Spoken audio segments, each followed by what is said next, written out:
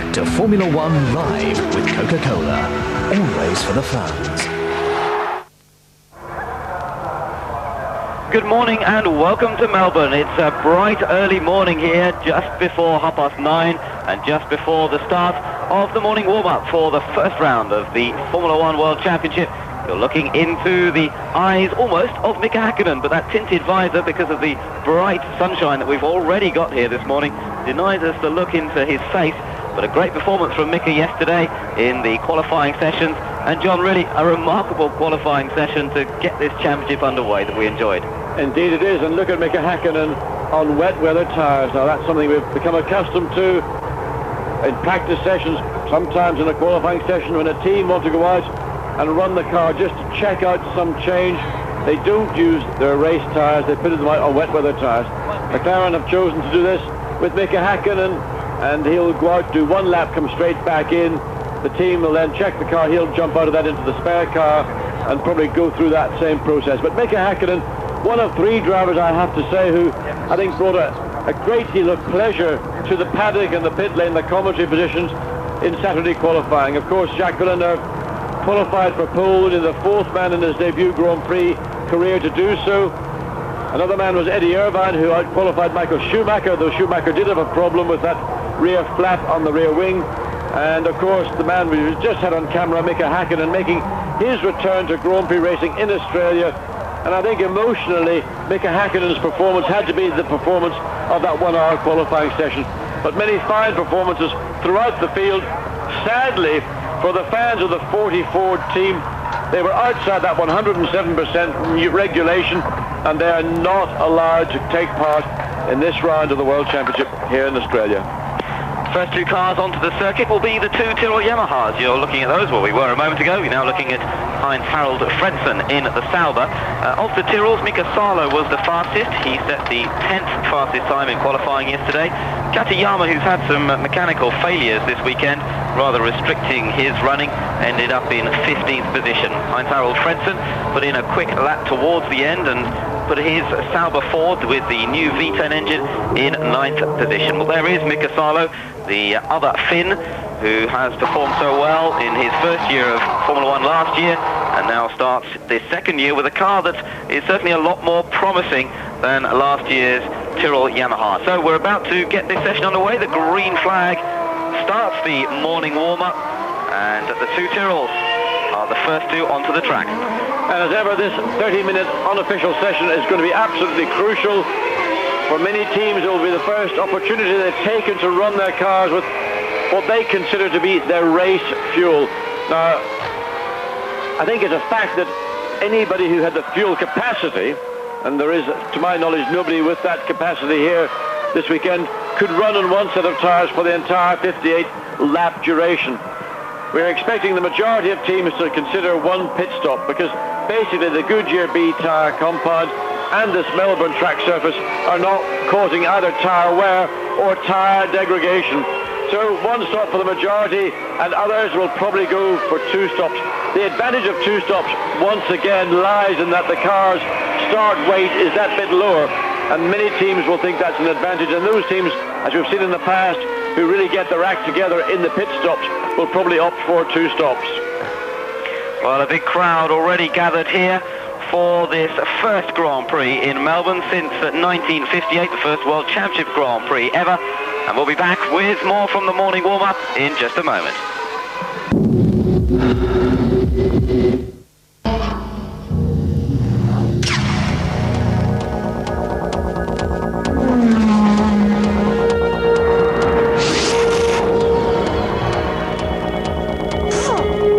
It was born on the track. Grew up on the circuit. Now it lives on the road. The Eagle F1 from Goodyear. A change for the better.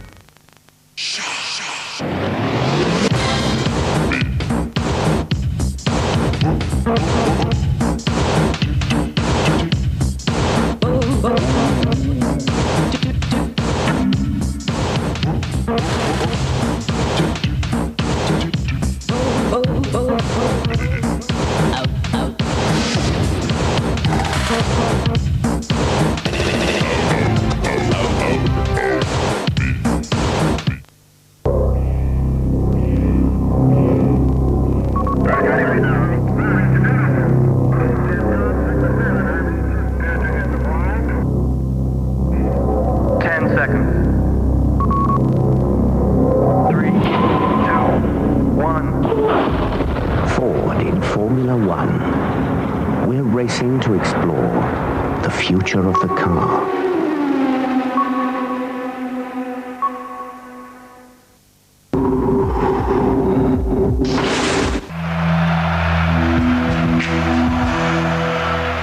Back to Formula One Live with Ford. Back at Melbourne, we've got trouble already. That's Heinz Harald Frentzen's car, and there is the man himself taking a quick dash. And luckily for him, where he's come to a halt, is pretty close to the pit lane, so it's not too far for him to jog back to the pit lane. And there's no danger of him exceeding the speed limit. And Heinz Harald makes his way back down into the Sauber Ford team to jump into the spare car, probably something he would have done anyway. And as you say, Ben, fortunate that he stopped at that pit entry. And Sauber, of course, will have seen that that car has stopped, and they will be preparing even more quickly than they would have done the spare for Frentzen to get into. I spoke last night to Martin Walters from Cosworth Engineering and just talked about their new V10 Ford engine and how the progress and development of the engine is coming along. Basically, they're quite happy with the power, but they say there's a bit of a problem with the drivability, a fairly frequent comment from many engine manufacturers, but really with the Ford as it stands, what they've got is an engine with a throttle pedal, literally that it's all or nothing, and that of course has got a big bearing on how a car handles. And on a circuit where your teams are trying to learn this circuit where there's no knowledge, that is a further factor that really confuses a team in terms of how to get the best out of their chassis. Rubens Barrichello putting in a reasonable performance yesterday to qualify 8th, but some disappointment within the camp, and there is Pedro Lamy pulled off to the side of the road. You can just catch a glimpse of him. There he is on the left-hand side of your picture. He's jogging away as well, but I think he's somewhat further away from the pits than Heinz Harald Frentzen. Thankfully, he's picked up a ride and should be able to make it back to pick up the spare car. Coming out onto the track once again, having done one installation lap, as they call it, just one lap to make sure that all of the systems are working correctly. New, fresh engines, usually fitted for race day. Make sure there are no leaks. And now Mika Salo can get on with the serious business of seeing just how his car performs with a heavier load of fuel. And Michael Schumacher, a man who was out-qualified for one of the very few times, I think people very quickly look to their history books to see how many times, in fact, Schumacher's teammates in the seasons gone by have actually out-qualified on merit. As we mentioned, the rear flap on the wing, the gurney flap as it's called, there's that white line from that point into the pit lane. Well, in fact, beyond that white line, you're meant to be down to speed. Michael Schumacher, we know from many occasions, has practiced in this 30-minute session. In fact, he does it usually in most sessions to find the quickest way in, the quickest time in, because that is how in the past that Benetton and Schumacher have won so many races. Well, it's Benetton and Alesi and Berger this year, of course, and there is Jean Alesi, and they will be a little disappointed with the results of yesterday's qualifying. They've ended up nearly 2 seconds away from pole position. A big, big gap, but of course, as we saw last year, great strategy from the Benetton team, and no doubt there'll be more confidence for the race itself. I think they're looking at the race really as being the end product of a lot of days of work here in Melbourne. But Gerhard Berger, Jean Alesi, they're new to the team. The team are learning about their drivers, and the drivers are learning about working in this entirely different environment to that they're so accustomed to in Ferrari. But I think the performance, that almost 2 seconds differential, was very disappointing. When you look at Jacques Villeneuve and Damon Hill, that performance very much in keeping with what you expect from Williams. Benetton, a lot of work to do to get to the performance level that we saw so frequently last year. Interesting situation for Jean Alesi as well, the darling of the French fans of Formula One, but a little upstaged by perhaps somebody who might be the new darling of the French fans, French-Canadian Jacques Villeneuve. He has a great French following. I mean, he's considered French almost by the French, and Jean Alesi might have to watch out because he may be usurped as the French star. Well, he certainly is from the French-speaking part of Canada. He's a Quebecois, I believe, and speaks French fluently. He's lived in south of France with his family for many years in Monte Carlo, so they may well adapt. I mean, they haven't got anybody to cheer for. Why not just take a French-Canadian and they'll justify it whatever way they need to. So Jacques Villeneuve, clearly a star, and to have that pole position in his first Grand Prix, you could see the sparkle of delight in his eyes after that session, and throughout the team, there's tremendous pleasure that the young guy from Quebec, who really 2 years in IndyCar racing, makes his way into Formula One with a lot of pressure, a lot of expectation, and delivered every part of that in that 1 hour qualifying session on Saturday afternoon. Well, one driver that we're looking at right now must be very aware of the performance of Jacques Villeneuve, because last year that drive was his. David Coulthard you're looking at in the McLaren Mercedes, and he had a very disappointing day yesterday, has ended up qualifying in 13th position. Yeah, David had a bad start to that qualifying session. He had a spin and his confidence was knocked by that. And then he said, well, I was very concerned about the 107% rule that I mightn't make it, and that's not the kind of comment you'd expect from a man who has actually won a Grand Prix. And he's not entirely happy with the handling of his McLaren chassis. He feels that the nervousness does not give the confidence that you need in having, say, compounded the situation by that very early spin. It took David Coulthard quite a long time to get up to a reasonable pace, and in fact ending up on the 6th row of the grid in 13th place will be a disappointment to David Coulthard, and I'm sure to McLaren as well. Michael Schumacher then, and you can see the amount of dust that's on the track once again. They'll have been sweeping the track during the night, and of course what that does tend to do is to sweep away or sweep the dust around a little bit, so that makes life somewhat tricky. As you can see, Schumacher has gone second fastest. Jos Verstappen with the fastest time at the moment, 1 minute 38.349. And Michael Schumacher now trying to develop that race setup for his Ferrari F310. But the main question really, and the one that he's been putting forward over the winter months, and particularly after some difficult times in testing, is will the Ferrari last that race distance? Well, I have to say the reliability over the 3 days of running we've had so far has in fact been pretty good. Other teams who one assumes and expects reliability from, in fact, have suffered more. But this 58-lap Grand Prix is a test for Ferrari.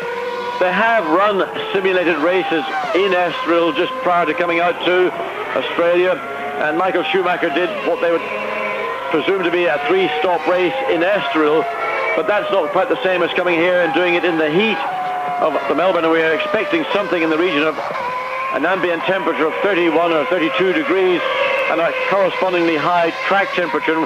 Really, first time on Saturday afternoon we began to feel the heat, and we saw a number of teams lost their way as the track temperature and the ambient temperature rose.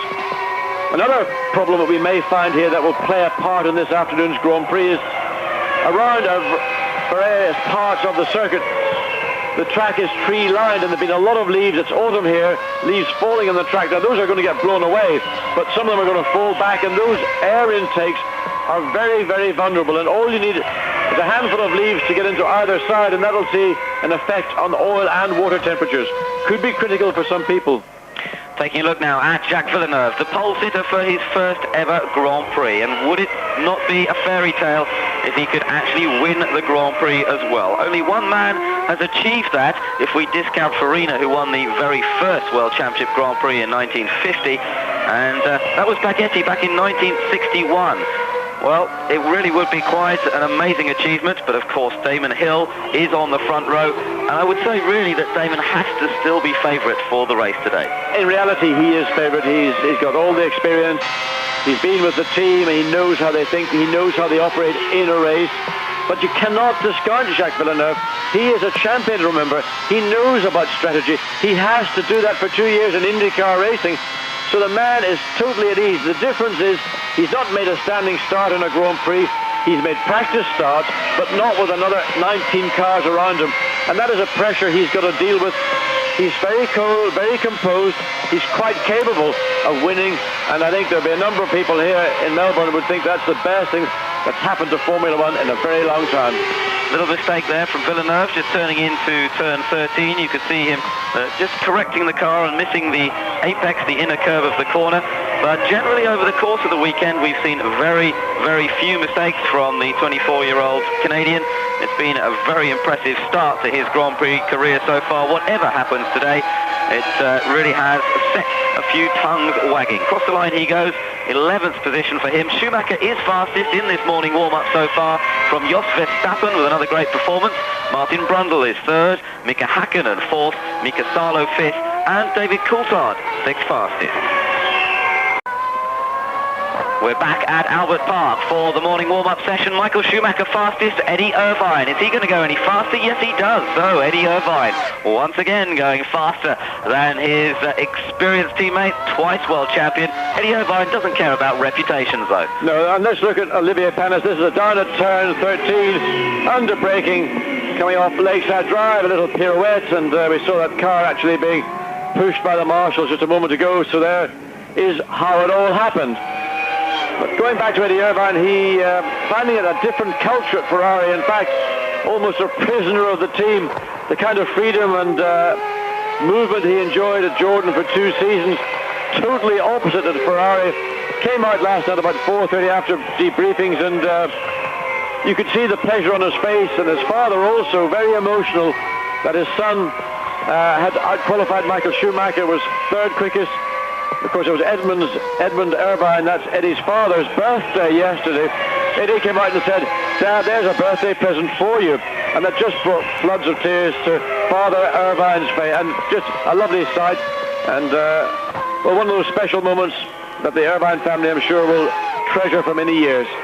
Great performance from Eddie Irvine, and Damon Hill is going to have to watch out for him come the start of the race. Remember, Damon has qualified second, Eddie Irvine has qualified third, and then Michael Schumacher has qualified fourth. So Hill and Schumacher will actually be on the same side of the grid, but behind their two teammates, which is a fascinating prospect. Hill, as you can see, is well up on the split times, and well, from the race performance, the race setups of the Williams Renaults from last year, of course, he really does still have to be favourite for this race. If he can get away at the start of the race cleanly, perhaps get ahead of Villeneuve by having more experience at the start, then it really could fall into Damon Hill's hands. Yes, I think being on the Damon Hill, Michael Schumacher side of the track has got to be preferable than the Jacques Villeneuve or Eddie Irvine side. There will obviously be a question over Jacques Villeneuve's ability to make the start. Totally new start procedure, and we'll go through that for the race proper when we come back on air. So Damon Hill and Michael Schumacher ought to be able to use that experience they have to take advantage of any sort of nervousness or trepidation that Jacques Villeneuve may be feeling when the red light goes out. There will be no green light. It's when the red light goes out, then the race starts. Martin Brundle very disappointed after yesterday's qualifying session, ended up 19th and really was scratching his head afterwards, wondering where on earth all the time had gone. He had suffered an engine blow-up in the morning, which had restricted the number of laps that he could do, but still was struggling to get a balance with the car in the qualifying session. In fact, Rubens Barrichello likewise dropped down from where he had been on Saturday morning, and I mentioned a number of teams that seemed to suffer as the ambient and track temperature rose. Well, I think Jordan is one of those teams that, in fact, something that they're not unfamiliar with. It's a problem. You go out in the morning when the ambient is lower and you get a really good car set up. The drivers are happy. You then get into that 1 hour qualifying session. Temperatures have gone up maybe 5 or 10 degrees in some cases, and the car has changed out of all recognition. You then start chasing the car to find the time, and before you know it, you've run out of laps, and you've dropped down from where you had been some hour and a half or 2 hours earlier. Another aspect that some drivers seem to be finding is that with this low grip surface here in Albert Park, when the car's running on a light fuel load, as it was in qualifying yesterday, it suddenly becomes more twitchy and nervous than they had it in the morning when they had more fuel on board. And several drivers, including Johnny Herbert, reported that also, that the car seemed a lot more nervous in the afternoon, and perhaps that's as a result of running lighter. Well, I think what happens with weight on a car, in these conditions, with a hard tire compound with a low grip surface, you're not getting the energy into the tire, which in turn heats the tire up, which in turn then provides the grip.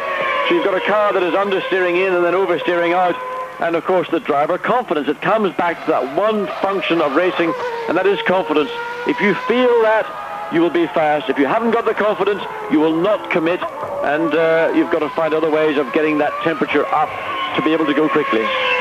talking of confidence, what a confident return it was to qualifying for Mika Häkkinen yesterday. And he showed that he's lost none of that ability to just drag a quick time out of a car. We've seen it from him before when he's just able to somehow put in a magic lap. He did exactly the same yesterday, and it's great to see Mika Häkkinen back to his real form. Yeah, I mean, the difference we're talking about is around 6 or 7 tenths of a second, but Mika just dragged the time out the back end of the session, and suddenly he found himself in the third row of the grid in 5th place. I mean, what he did here, what Mika Häkkinen has done since his return to the cockpit, to me is nothing short of miraculous. And again, the confidence that he's gaining every time he's in the car was displayed for all to see at the closing moments of qualifying. Well, Pierre, so that Mika Häkkinen into the grass is just Denise, but maybe there's something down at that corner. There's 2 cars off in one corner, indicates there's something odd down as they come into turn 8, turn 9, and then that sequence of corners. So, talking about confidence, apart from that moment, and I think there must be something on the track to have 2 cars go off consecutively. But Mika Häkkinen, he was in the spare car when he did the time. There we see Ricardo Rosset comes down 2 wheels well and truly, or Denise, I beg your pardon, well and truly on the white line, opts to go across the grass. And then very shortly after, we see Mika Häkkinen do the same. Damon Hill has now gone fastest in this morning warm-up session, but let me tell you, the times are very, very close. He is just 0.014 of a second faster than Eddie Irvine. Irvine second, then Villeneuve now up to third, Barrichello fourth, Alesi is fifth, then Gerhard Berger in the second of the Benetton Renaults is sixth, ahead of Mika Salo.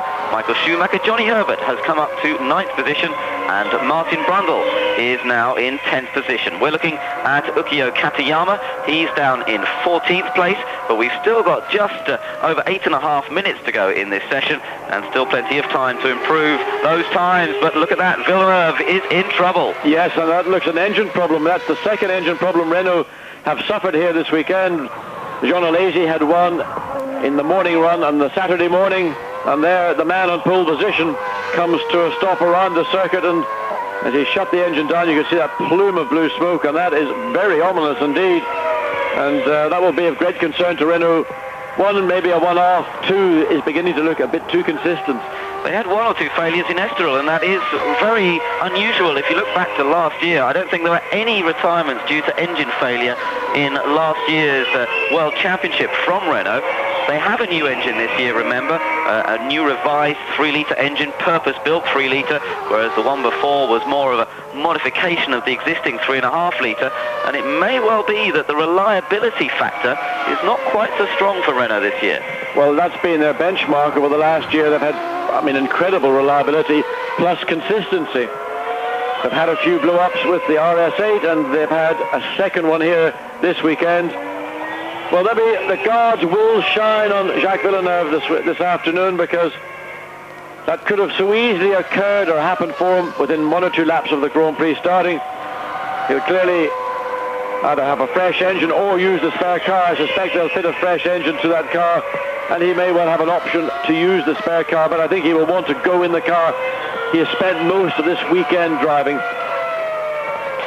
Problem as well with Villeneuve now trying to dash back to the pits, but the spare car is this weekend set up for Damon Hill, and it takes something around about quarter of an hour from what the mechanics were telling us the other day to change the seating positions and change the setup of the cars for the different drivers at Williams. So there's no chance for Jacques to get out in the spare car in this session, but Damon will have tried the spare car, so it should all be in order. Michael Schumacher, well, he is 9th fastest, but back out on the circuit, so let's see whether he can now challenge the fastest time of Damon Hill. Remember, Eddie Irvine still 2nd fastest, Villeneuve 3rd, Barrichello 4th, and Herbert. Oh, and Michael Schumacher, sorry Ben, coming out of 13, he let the back drift over that line and just caught the grass of the verge, and those reactions absolutely amazing. So Michael Schumacher comes out of 16 now. The time of Hill on the left, Schumacher 36.5, and that's Michael Schumacher currently 9th quickest, and that time in fact is just over a second slower than his previous best. But this lap really ought to be a significant improvement as we go back to his teammate Eddie Irvine, back on the circuit. Irvine still second quickest to Damon Hill, and this will be Irvine's last run. Schumacher and Irvine just looking for the space around the circuit. Irvine pulls over, lets Schumacher go through, and now probably just following the wheel tracks of the number one at Ferrari. And let's have a look and see whether both Ferraris can find themselves displacing Damon Hill as quickest in this 30-minute warm-up session. You just had a quick glimpse of the top 6 positions, and Johnny Herbert, who had been fifth for a moment, now back down to 6th, but a good performance in the Sauber Ford.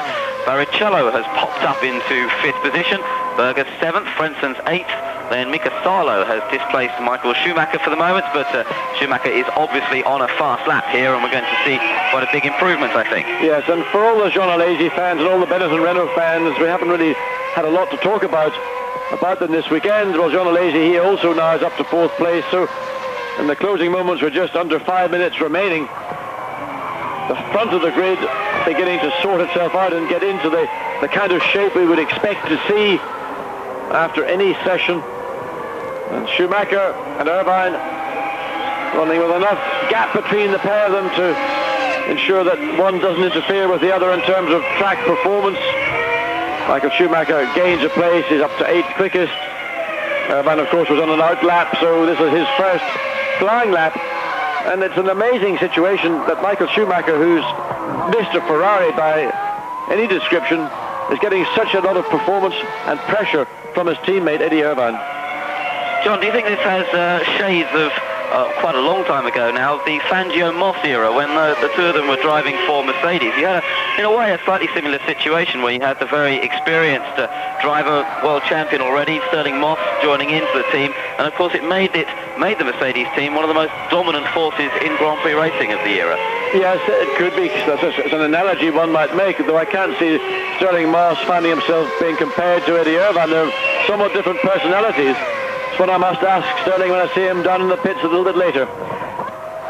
Well, Schumacher still not quite on the pace of Damon Hill in this warm-up, but you can see the two Ferraris are running pretty similar pace. The gap has remained very constant between them as they've gone round. And of course what it does mean with Schumacher, it appearing with Irvine very much matching his pace all throughout the weekend so far, it will help the development of the team to get this car on the pace. Well, in fact, Irvine has closed down Michael Schumacher as they came out of turn 13 through 14 and 15 again. There you see the gap in acceleration opens up slightly, but I would say Irvine's lap is a quicker lap than that of Michael Schumacher.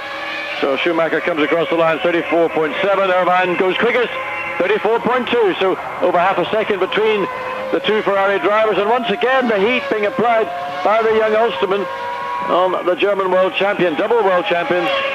But of course Ferrari, and there's Gerhard Berger just illustrating that he can make it across the gravel, sprayed especially for this event. But Michael Schumacher may well be running with more fuel. We don't know what the Ferrari team are doing in relation to what setup they may want. Irvine could have a lot less fuel on board than Michael Schumacher, and that's not information that they're going to give us at the end of this session. No, but very useful information, and by all accounts the setup that both of them want in the Ferrari is quite similar, so Schumacher will be able to make more use of his teammate in a way to run different fuel setups, and they can make better decisions. Just taking a look back at Gerhard Berger's little trip across the gravel trap there. Berger is currently 11th fastest, quite a long way down our list, but Jean Alesi is 3rd, so perhaps a similar situation going on there with slightly different setups being run between the two Bennett and Renault teammates. Irvine fastest so far then, Damon Hill 2nd, Alesi 3rd. Verstappen is 4th still, and that's a great performance. The young Dutchman really has been a bit of a star this weekend. Didn't quite perform so well in the qualifying itself, but the rest of the time he's really been going well. And you saw on screen that Damon Hill now quickest by almost a second, 0.888, and Damon Hill with just over a minute remaining has got himself up to the top. His teammate, of course, Jacques Villeneuve, the man in pole position, had to stop about 5-6 minutes ago. He had an engine problem, and so Schumacher now also has elevated himself up to 2nd place, and Eddie Irvine back down to 3rd. And Jean Alesi now has gone 2nd quickest with only 0.047 of a second behind Damon Hill, and all of a sudden this Melbourne racetrack in the closing seconds coming alive as teams really begin to show the potential, and this is the first real clue to the potential that we've seen from Benetton this weekend. Absolutely. So good news for Jean Alesi to be so close to Damon Hill. The problem is that he's quite a long way down on the grid. Remember, he's 6th place on the grid, so he's going to have to fight to be able to catch up to the Williams Renaults to try and overtake. And a great performance from Frentzen as well. Indeed, Frentzen now split. Schumacher and Irvine were 4th and 5th now. Heinz Harald Frentzen is 4th quickest as Damon Hill comes up to the completion of what will be his last lap, because there's only 15 seconds remaining. So Damon Hill, can he extend the gap that he established that then Jean Alesi ran down? So Damon Hill takes the flag, and well, he was slightly slower, and he pulls right over to the right hand side of the track to try and clean, I think, where he is going to start this afternoon's Grand Prix from, a rather forlorn hope. I think that one sweep to the right of the track will make